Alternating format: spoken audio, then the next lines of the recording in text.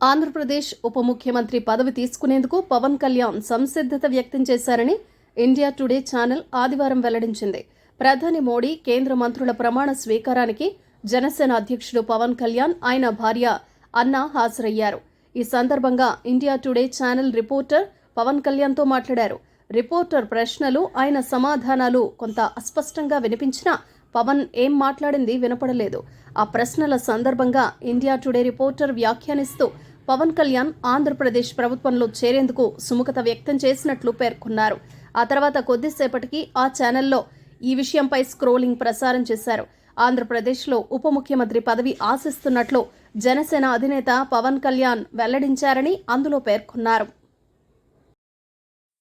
తెదేపా అధినేత చంద్రబాబు ఈ నెల 12న ఆంధ్రప్రదేశ్ ముఖ్యమంత్రిగా ప్రమాణ స్వీకారం చేయనున్నారు.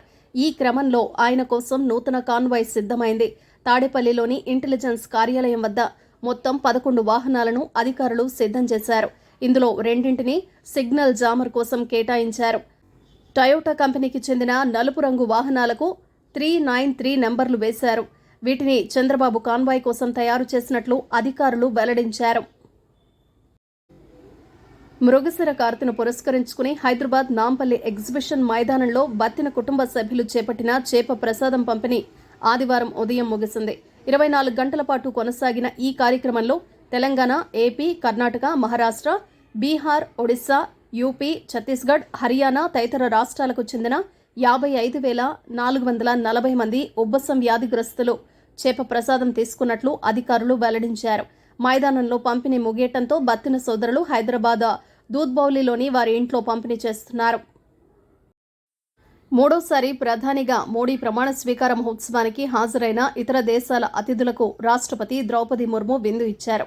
రాష్ట్రపతి నిలయంలో నిర్వహించిన ఈ కార్యక్రమంలో శ్రీలంక అధ్యక్షుడు రనిల్ విక్రమ్సింఘే, మాల్దీవుల అధ్యక్షుడు మహమ్మద్ మొయిజ్జు, సీషెల్స్ ఉపాధ్యక్షుడు అహ్మద్ ఆరిఫ్, బంగ్లాదేశ్ ప్రధాని షేక్ హసీనా, మారిషస్ ప్రధాని ప్రవీణ్ కుమార్ జుగన్నాథ్ దంపతులు, నేపాల్ ప్రధాని ప్రచండ, భూటాన్ ప్రధాని టొబాగే తదితరులు పాల్గొన్నారు.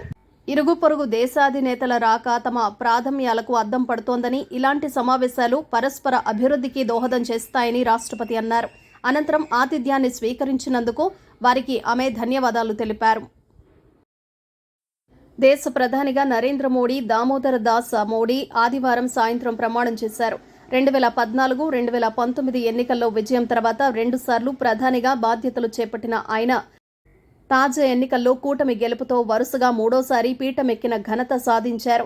రాష్ట్రపతి భవన్లో ఆహ్లాదభరిత వాతావరణంలో అట్టహాసంగా జరిగిన వేడుకల్లో రాష్ట్రపతి ద్రౌపది ముర్ము ఆయనతో ప్రమాణం చేయించారు. 7 దేశాల అధినేతలు, భారత మాజీ రాష్ట్రపతులు, వివిధ రంగాల ప్రముఖులు, పారిశ్రామికవేత్తలు, సినీ తారలు, మత గురువులు, పారిశుద్ధ్య కార్మికులు, వందే భారత్ లోకో పైలట్లు సహా సమాజంలో వివిధ వర్గాల వారి సమక్షంలో ఈ కార్యక్రమం పూర్తయింది. ఇది వరకు ఎన్నడూ లేని రీతిలో దాదాపు 9,000 మంది ఆహ్వానితులు దీనికి హాజరయ్యారు. జవహర్లాల్ నెహ్రూ తర్వాత దేశంలో వరుసగా 3వసారి ప్రధాని అయిన ఘనతను 73 ఏళ్ల మోడీ సాధించారు.